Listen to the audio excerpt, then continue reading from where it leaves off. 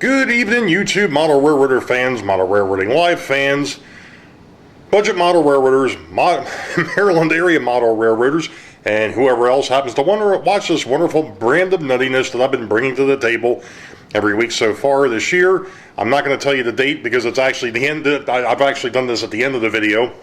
So this happens to be vlog 27, and we're just going to jump right into it because I'm warning you right now, unfortunately, this is a long one.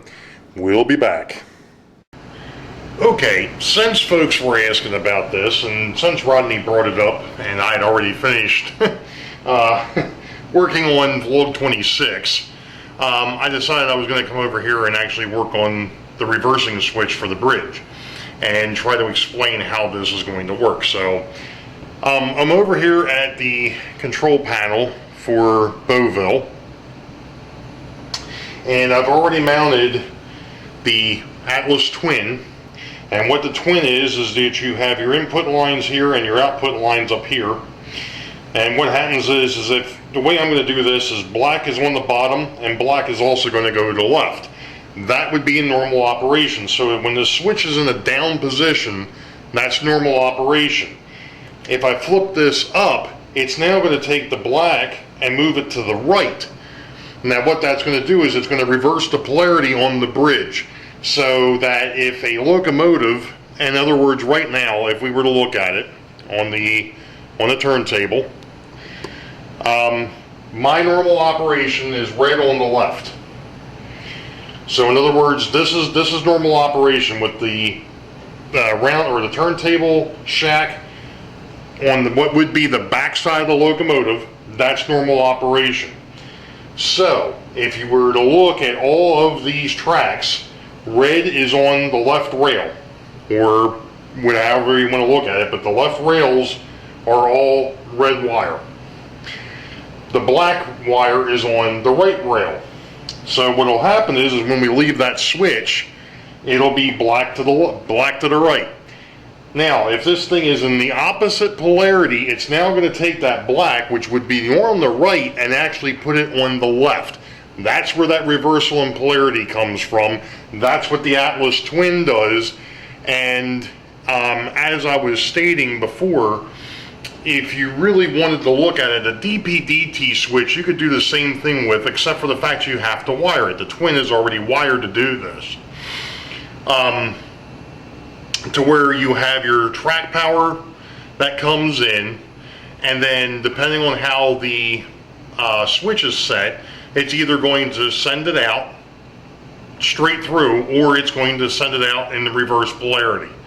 And that's what the Twin does for you. And when you do those, you don't use center off DP-DTs.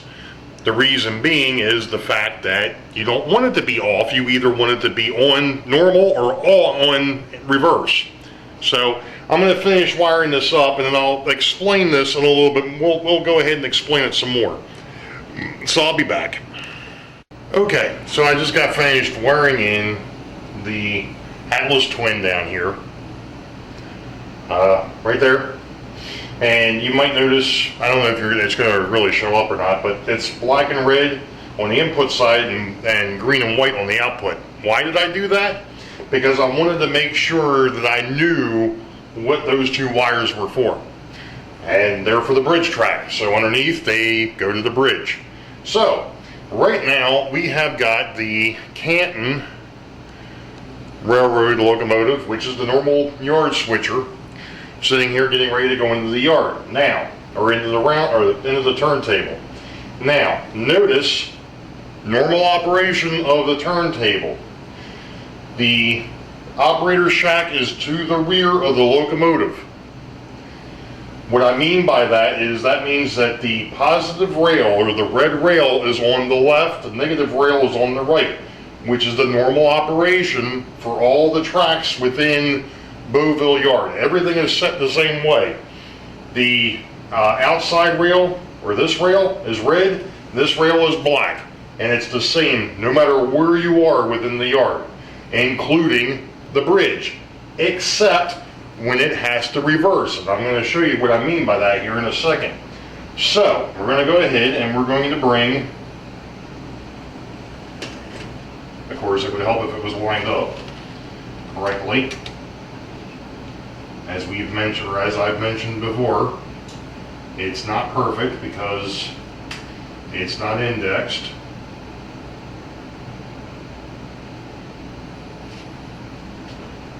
Okay, let's try this again.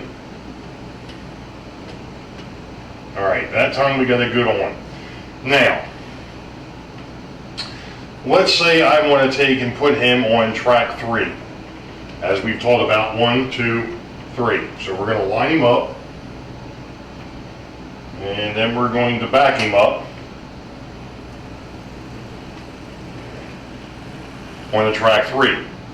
Normal operation. I haven't had to switch anything. I haven't had to change anything. Why? Because the polarity that's here, positive, negative, positive, negative. Now, I know for you DCC guys, that's a little hard to explain, but that's fine. Because in your world, everything is positive and negative. It's all ones and zeros at that point. It's all AC, so you don't have to worry about polarity. Okay, now, let's say that I wanted to take this locomotive and have him come in hood first instead of cab first. Well, let me go ahead and take him back out on the turntable. Again, it would help if I would have checked my alignment before I tried to do that. There we go. Now,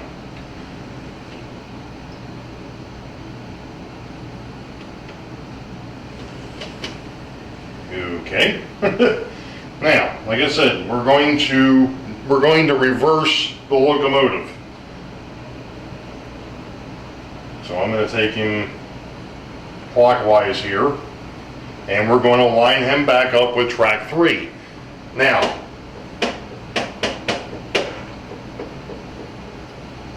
I don't know why it's still doing that.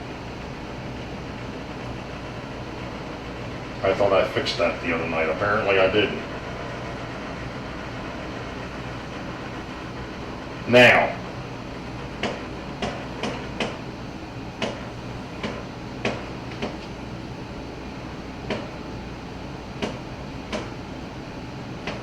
okay.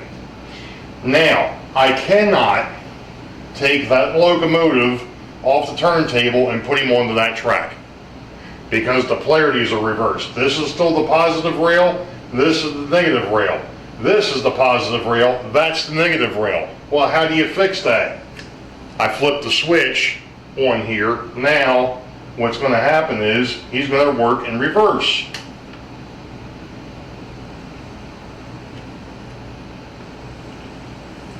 And he goes onto the track. I had to do that because, like I said, this is now, this by switching the switch on the panel, this now took what was the negative rail and made it positive, and took the positive rail and made it negative. So that's all that the Atlas Twin just did for me, is flip that track. So that way it matched this polarity here, matches this polarity here. So we're going to go ahead and take him back off.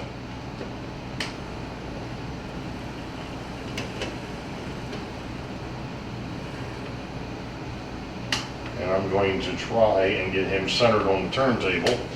And I'm going to switch my switch back to the normal position. Oops.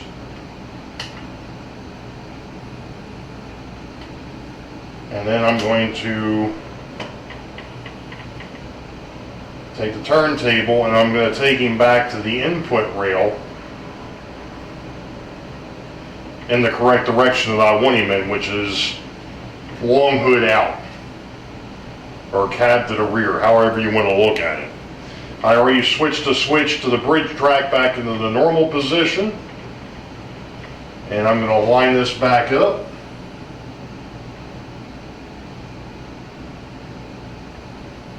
And then I'm going to go ahead and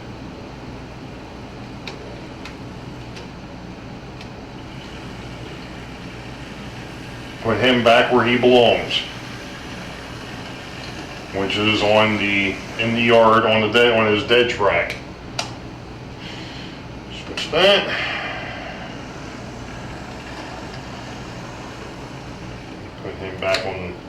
Put him back on his storage track. And that's it. So hopefully that explained a little bit more, but we'll go into it a little bit deeper on Sunday. Sidetrack Sunday, which has already passed. By the time this vlog comes out, it'll have passed. But this will give you some more record as to what happens.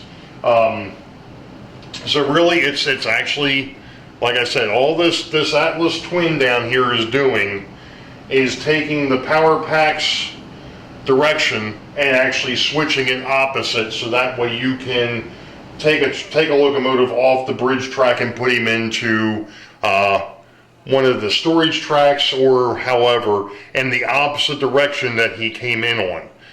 So in other words, you know, I've got my other locomotives already set to go in a particular direction. Well, let's say that I had a locomotive in storage that I wanted to bring out onto the railroad, and he's not facing in the correct direction for me to put him on the direction that he needs to go. In other words, with the way things are set up here, and I've mentioned this before, I've got locomotives that are facing one way to go north and ones that are facing the other way to go south. So let's say, for instance, I had a locomotive sitting in a roundhouse. He's pointed this way. He's pointed. Okay, let's back this up a second. He's actually in here in the storage. He's actually pointed this way, which would be fine if he was going to leave the yard and be headed north.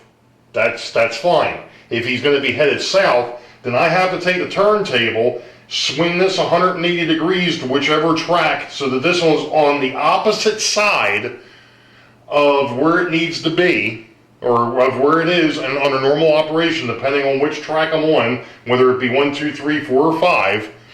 And I have to have this 180 away, so that way that locomotive, he comes onto the turntable, he's facing the opposite direction. And then I can swing it back around, and when I come back over here, case in point, let's say this guy is sitting here. I went ahead and I put him on the turntable, and he's facing this direction. He's now facing south. So that way he's going to take a train, and he's actually going to head from Boeville down to Richmond.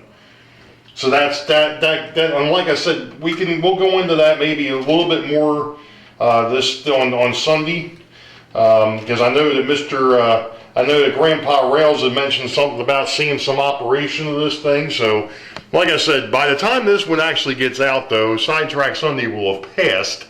But like I said, this here will just be some extra added pieces to that. So, we'll be back.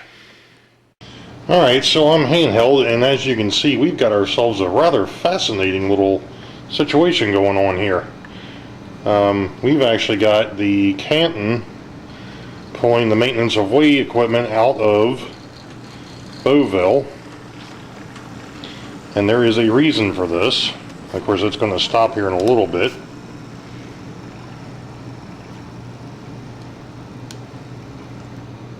There we go. Because I need to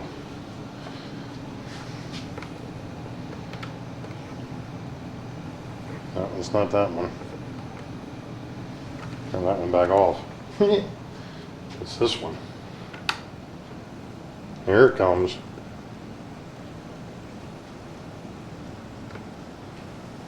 Now, what is the purpose for this, I wonder? Well, at least until the crane gets stuck underneath the bridge. Oops. Oh, and I know why. It's because the hook. It's a dual hook boom, and the this one here has a tendency of getting stuck. I just pushed it up inside. You can't see it. Once I get done here, I'll show you what I'm talking about. So we're going to try this again. Hopefully this time without it getting stuck underneath the bridge. There we go. Anyway, like we were talking though, what is the purpose of this? Well, when it gets up here, I'll try to explain. Because there's been some movement up here. And this is kind of fascinating too, because the Canton Railroad locomotive is not one that's normally on the road. And he needs to stop right there. You know what? And talking about stopping, what I should have done is I should have grabbed the tripod. But, well, I'll just continue to talk as I walk away and try to hold the camera still. Good afternoon, folks. It happens to be Saturday, June 27th, and we're still on vlog 27. I misspoke on the last vlog and said it was 25. That one was actually 26. This one's 27. I'm going to try to put the camera on the tripod here, hopefully without causing too much hate and discontentment in the process, so I can go hands-free to do the work I need to do. Of course, I probably should have just stopped the camera. It probably would have made more sense. But, you know me, I gotta do things differently. Okay, yes, there's been some movement on the Boeville in Newtown. As you can see, there's no more log loader. There's no more cement plant. That's gone. There is now a team track with a loading platform out here in front. I'm going to try and do this. Out here in front, we've got ourselves a loading platform now. We've actually got a line of cars that were stuck over here that are now going to get taken out, and that's what the switcher is going to do. And in the back, we actually have the gravel plant, what's going to be the gravel area. And these tracks over here are going to be the scrap dealer. So, yes, I've been doing some work down here the last couple of nights. Decided to run with the idea of changing things around and going with this instead of doing what I had there before. So, you know, on my next ops session, which will probably be shortly, you know, I'll get a chance to see if my ideas are going to work. Now, one thing I have to do here is I have to disconnect from the train. Actually, yeah, I got to disconnect because there's no way that this is going to fit, this whole thing. And not only that, but the reality is I probably should have turned it around to get it in here, but that's okay. It's not that big of a deal. So, okay, I just let loose. Let's go ahead and bring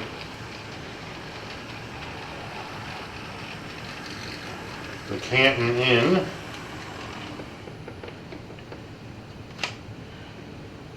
And have him pick up, well, it would help if I switch directions.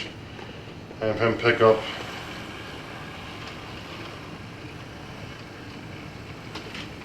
the cars that are no longer going to be needed here.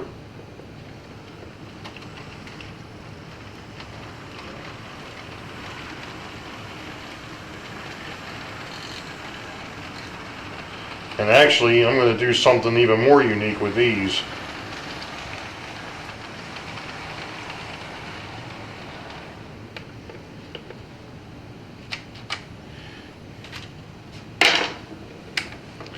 They're going to get, because they've got to go back to Boeville Yard anyway, we're actually going to put them on the southbound.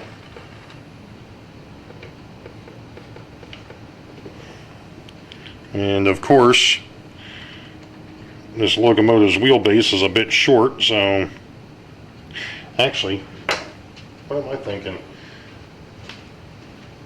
What I should have done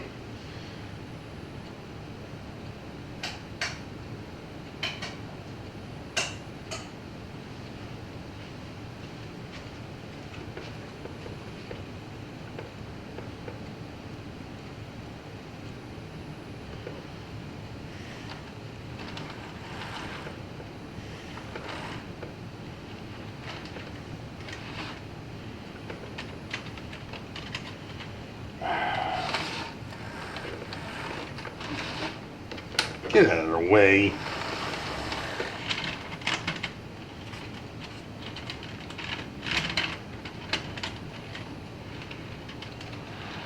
I had a car that did not quite like the switch. And I'm not so sure that, you know what, I need to take.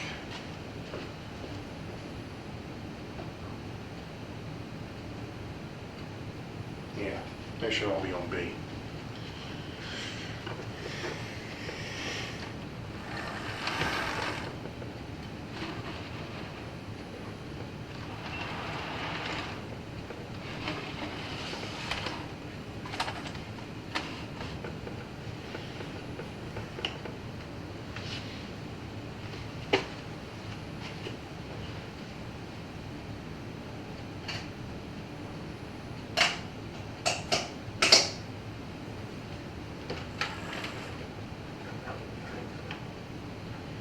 That should have worked.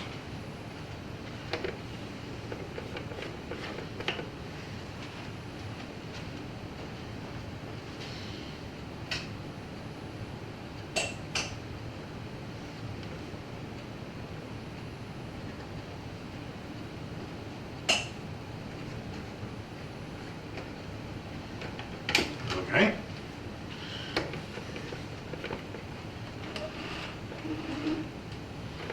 I don't know what's going on there. Okay. Anyway, I'll figure that out here in a minute.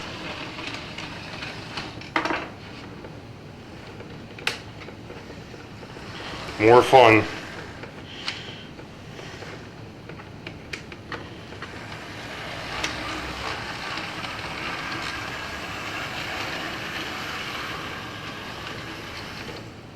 That's not what I wanted to do.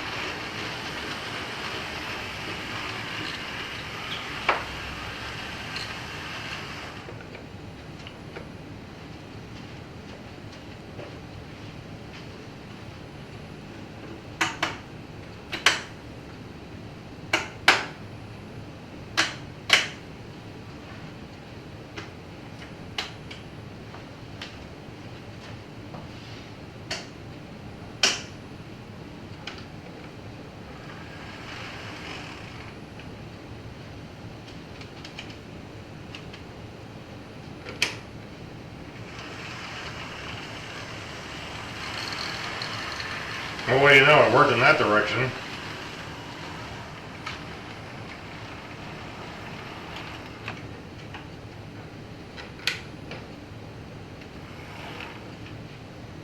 Sort of.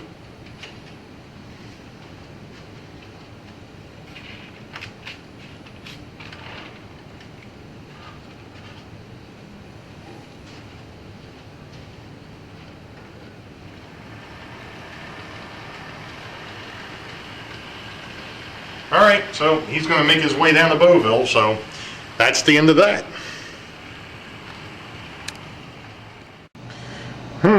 There's been an odd sighting on the Boeville in Newtown. We're not quite sure what this is, but this is an odd train, but what's even wilder is what's pulling it.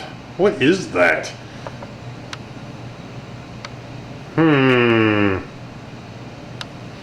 Well, I can tell you it's a poor patch job. If anybody can identify that locomotive. Oh, have to have some fun from time to time, I guess. Yes, folks, that is the GP30, and it was pressed in the service because I lost my my Rock Island locomotive. That one decided it was going to take a dump the other night when I was messing around, so we had to press in the service the GP30. So it is what it is, as they say. It is what it is. So we're going to see if we can get him to back out of the yard here with the transfer train.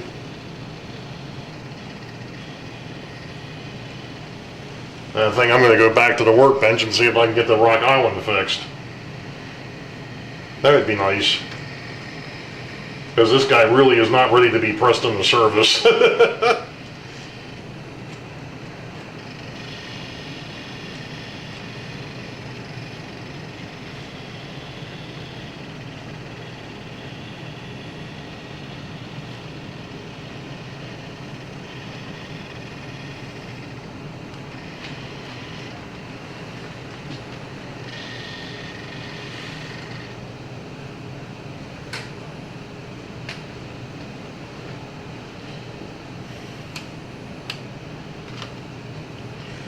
Alright, I think we're ready to take off.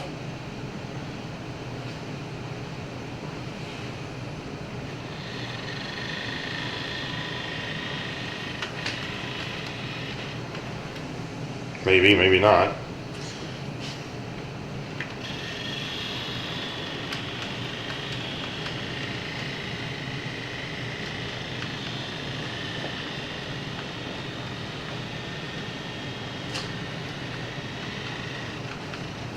Well, there he goes.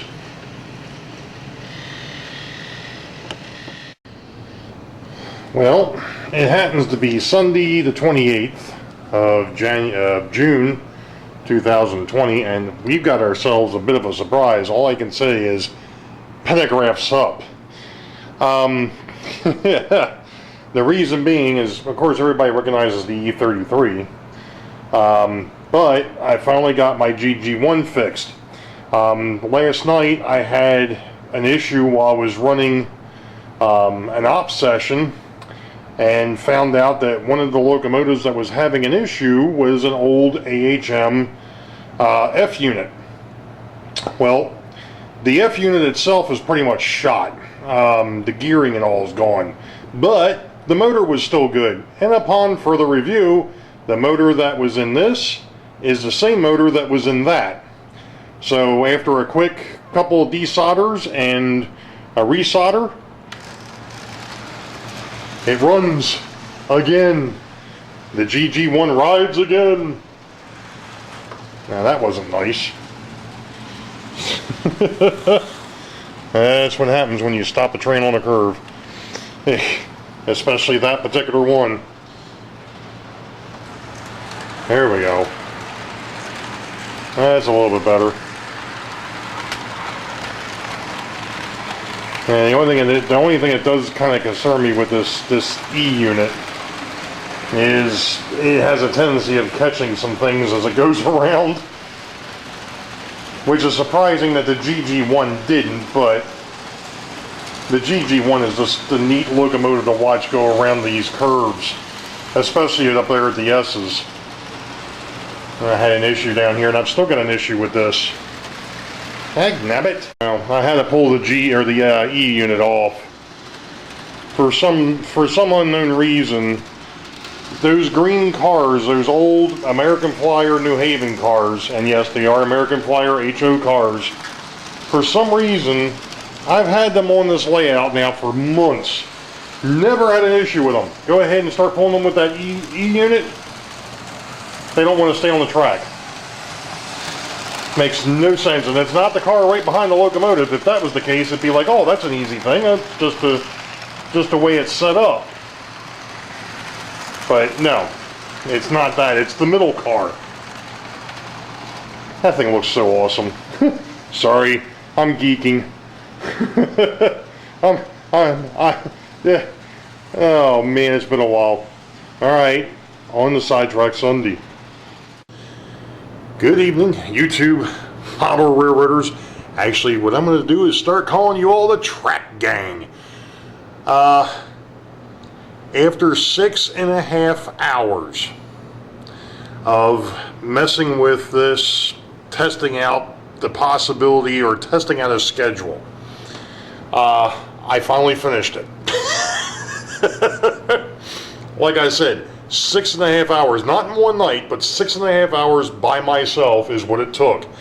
And to be honest, and I had mentioned this on a post that I put up on the Boeville, Newtown Facebook page, on the group page. One of the biggest things that took a lot of time, or takes a lot of time when you're doing this by yourself, is the switching of the rolling stock into 2 hidden yards, and then having to deal with the local traffic out of Boeville, and then dealing with the Weikert Industrial, which, you know, I knew those were things that I knew when I built this, that, you know, this is not a single man operation. This is nowhere near a single person operation, and I knew it. However, was the last 6.5 hours of messing with this thing a blast? Abso-freaking-lutely. You want to talk about seeing a vision come to life, even with its idiosyncrasies, the issues that I've come across, and I've come across a few. I think I'm actually going to wait until the next vlog to kind of go over the things that I've found. But ultimately, at the end of the day, this thing is absolutely unfreaking believable. I mean, it really is unbelievable.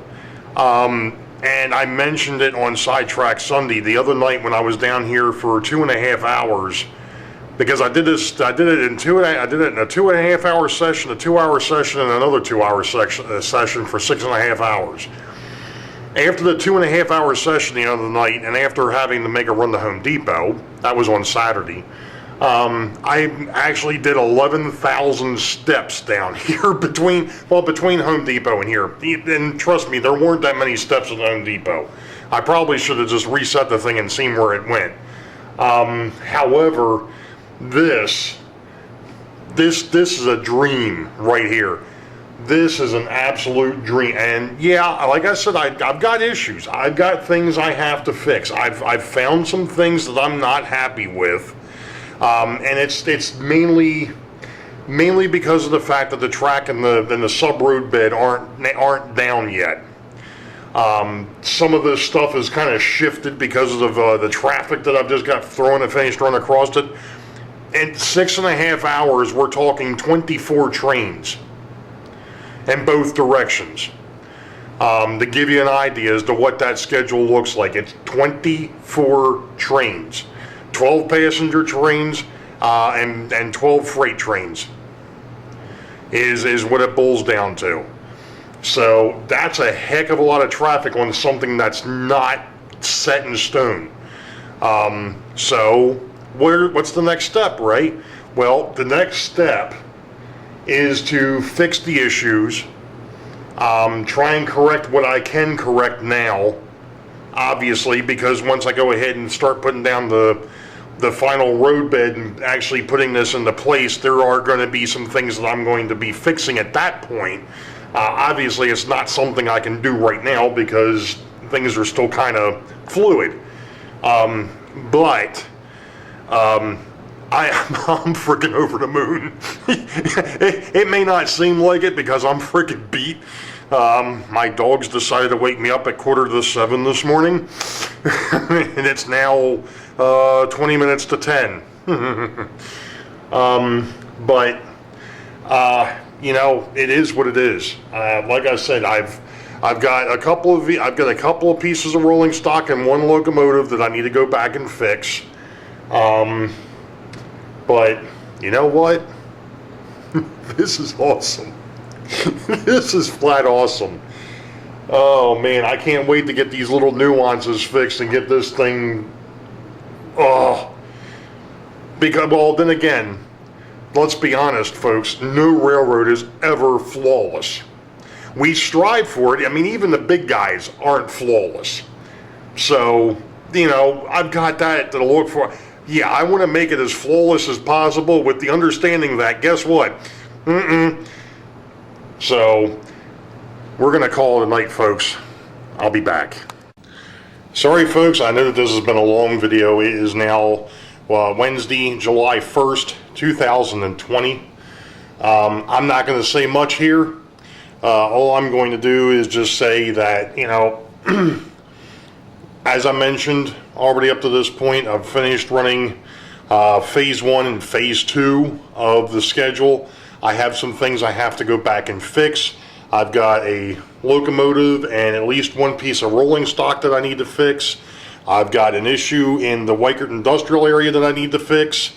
And I still have issues down at Boeville Yard that I'm going to have to straighten out. And I've still got to fetch with the turntable. But that'll be a part of vlog 28. That'll be next time. So you all know the deal. Wait for the highball. Green tracks ahead. We'll catch you all next time. Be safe. God bless. See ya.